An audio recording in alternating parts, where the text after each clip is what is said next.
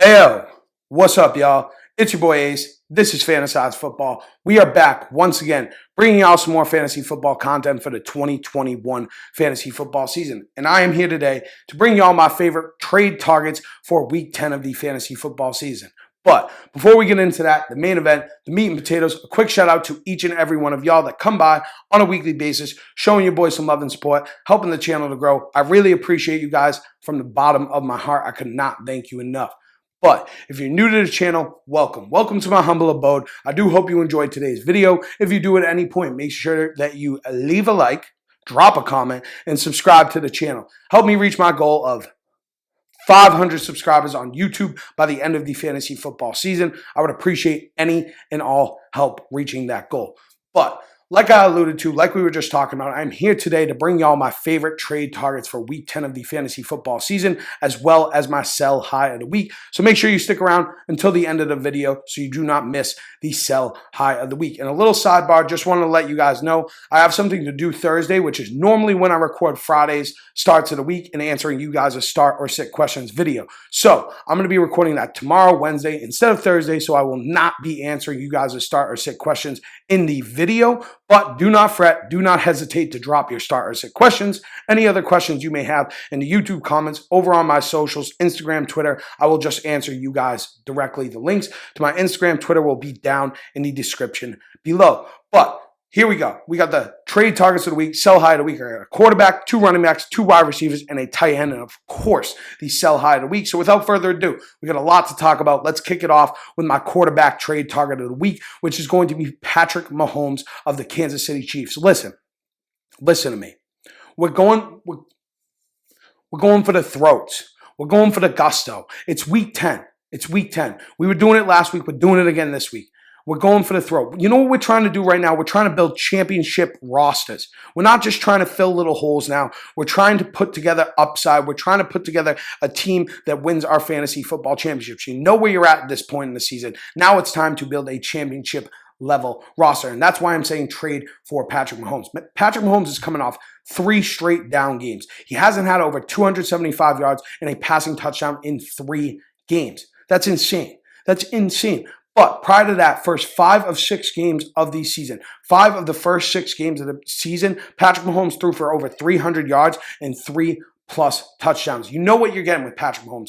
He's one of the most elite quarterbacks in the league, one of the most elite fantasy options at the position. So that is why I think now is a great time to kind of try to go out and get your hands on Mahomes after he's coming off of a down stretch over these last 3 games. Little icing on the cake. Next 2 matchups, you got Las Vegas and Dallas. And as for the playoffs, you get Chargers, Pittsburgh, Cincinnati. You need help at quarterback. You don't need help at quarterback. Whatever. Go out there, try to get Patrick Mahomes while his stock is at his lowest. The Chiefs have been weird. I expect them to regress to the mean. This is a league-winning move right here. More league-winning moves, moving from quarterback to running back. The first running back I want to talk about is Christian McCaffrey of the Carolina Panthers. Let's go big. Again, let's go for the throat.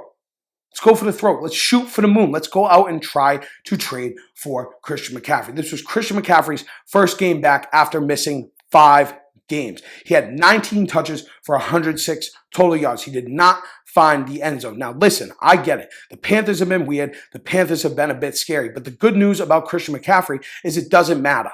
It don't matter about game script. It don't matter about matchup. No matter what, Christian McCaffrey is going to get his. And I expect this offense as a whole to regress to the mean with Christian McCaffrey back in action.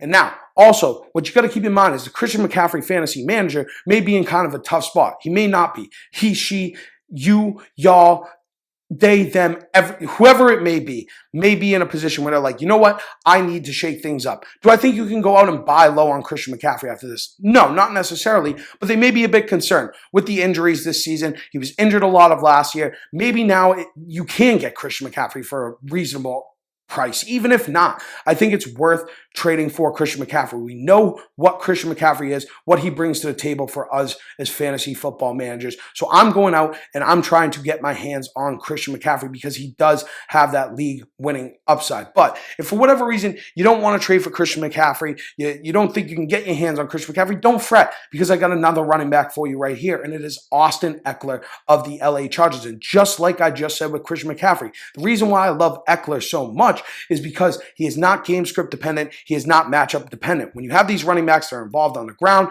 and in the receiving game, no matter what the game script, they are going to get theirs. But Austin Eckler has had 10 PPR points in 2 of the last 3 games. Under 10 PPR points in 2 of the last 3 games. But he's had 17 or more opportunities and 5 or more targets in 6 out of 8 games this season. Another bit of good news about Austin Eckler is the bye week is already out of the way. And again, just to reinforce, just to hammer it in your heads, listen, the throat, we're going for the throat, and we're looking for these running backs that no matter the game script, they are going to be involved in their offense. And of course, Austin Eckler is involved heavily in the receiving game. A little more icing on the cake for Austin Eckler. You have a playoff schedule of Kansas City, Houston, and Denver. Love the matchups with Kansas City and Houston. As for Denver, not so much. But once again, I'm not worried about matchups, and I'm not worried about game script when it comes to Austin Eckler nor Christian McCaffrey. Listen, we're winning leagues. It's week 10. Boys, girls, everyone, y'all, it's week 10. It's week 10. We're trying to win the championship. Listen, so here we go with wide receivers that are going to win you your championship that you should trade for. The first one is Devonta Adams of the Green Bay Packers, who is coming off of his worst fantasy game of the season. Yes, I know it was Jordan Love. Do I think that all of a sudden you're going to be able to buy low on Devonta Adams? No. But I still think you should try to trade for him. He still had 14 targets last week. Aaron Rodgers should be back here in week 10. Devonta Adams has had 7 or more targets in 8 out of 9 games this season. He is on pace for 185 targets this season. Again, like I said with McCaffrey, we know what Devonta Adams is. We know what he brings to the table as fantasy football managers. We know he could be the guy that wins us our league. And that's why I'm saying now is a great time to go out and get Devonta Adams. He's got Seattle and Minnesota in his next 2. And as for a playoff schedule, he gets Baltimore, Cleveland, and Minnesota. So if you need help at wide receiver, Devonta Adams is going to be your guy. Whether or not you need help at wide receiver, go out and try to trade for Devonta Adams. See what you can do. Maybe you can make it happen, and maybe he wins you your league. But if for whatever reason you don't want to trade for Devonta Adams, you don't think you can get your hands on him, again, don't worry about it. I got more for you. DJ Moore. DJ Moore of the Carolina Panthers. Now, DJ Moore is on a down stretch. 4 out of the last 5 games, he's at under 10 half PPR points. But he has had 7 or more targets in every single game this season. In 5 out of 9 games, he has had double-digit targets. Now, this Carolina Panthers offense as a whole is a bit scary. But like I mentioned with McCaffrey, I expect them to regress to the mean with McCaffrey back. Sam Darnold's a little banged up, but do not fret. Do not worry. DJ Moore has that league-winning upside. He was great. He was great early on in the season. Now with McCaffrey back, defenses are not going to be able to hone in on DJ Moore as much. And this is why I think it is a great time to go out and try to get DJ Moore while he is on a down stretch. I get it. Listen, it's risky, but you got to risk it for the biscuit, and the biscuit is the fantasy football championship. And that's what we're going for here. So go out, try to get your hands on DJ Moore or Devonta Adams if you need help at wide receiver. Whether you do, whether you don't, these are the guys I'm looking to try to trade for this week. And then finally, to wrap it up, trade targets at least, it is going to be our tight end trade target of the week, which is going to be Mike Gesicki of the Miami Dolphins. Now, Mike Gesicki's coming off back-to-back underwhelming performances with under 10 PPR points. But the good thing about Mike Gesicki is he's had 6 or more targets in 7 out of 9 games this season. He's on pace for 117 targets. That is great news right there. We like to see these tight ends that are getting the volume. And it didn't matter if it was Tua, if it was Jacoby Brissett. The role for Mike Gesicki in this offense has been there. And that's all we can really ask for from a tight end. Hell, Mike Gesicki's like the tight end 3 on the season. I was not into Gesicki, even as a Dolphins fan prior coming into the season, for fantasy at least, but he has been great. So I think it's a good time to go out and trade for him. And honestly, I don't expect the price to be super, super high on Mike Gesicki, right?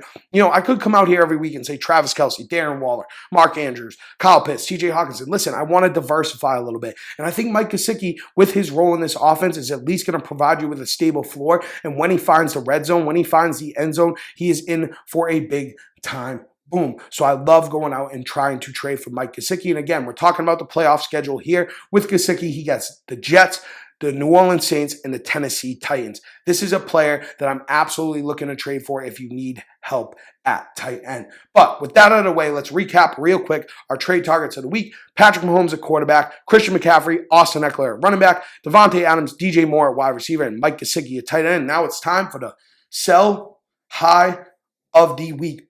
And the player I want to talk about here is Kenyon Drake of the Las Vegas Raiders. Now, Kenyon Drake has been great over these past 3 weeks. He's had 16 or more PPR points in each of the last 3 games. But the reason why I'm saying I think you should try to sell high on Kenyon Drake is because he's averaging 11 opportunities a game. 11 touches per game over that stretch. The volume just hasn't been there. And a lot of time, I say this all the time, if you've been following me since the offseason, you already know this. I prioritize volume, right? Eventually, Kenyon Drake is going to regress to the mean. He is not going to be scoring 16, 18, 20 fantasy points a game on 8 to 10 touches. It's just not going to happen. And I'm sure there's a running back needy fantasy manager in your leagues that would overpay for Kenyon Drake, and you can fill a hole in your roster, or even better yet, you can go out and try to trade for one of these other guys that I talked about and use Kenyon Drake as a piece to push a deal over the edge, to get a deal done. So I'm fine with moving on from Kenyon Drake. And if you need even more reason to get off of Kenyon Drake, his playoff schedule, he gets Cleveland, Denver, and Indianapolis. So I think it's a great time after this good stretch, this great 3-week stretch from Kenyon Drake, for you to try to move on from him as a fantasy football manager. But, whoom, bam, diggly. We are done. We have wrapped it up here. I hope you guys did enjoy today's video. If you did at any point, make sure that you leave a like, drop a comment, and subscribe to the channel. Help me reach my goal of 500 subscribers on YouTube by the end of the fantasy football season. I would appreciate any and all help reaching that goal. Another quick reminder, once again, not going to be answering you guys' start or sit questions in Friday's video, but feel free to drop your start or sit comments, questions, I should say, in the YouTube comments or over on my Instagram, over on my Twitter. I will leave the links in the description below. I would love to answer you guys' questions, not even just start sits, any questions you may have. But that is it. That is all. That is all there is. Me, my boy, we are out. We were done. We are done for today, and we will catch y'all next time. And as always, thank you. Love you. Peace.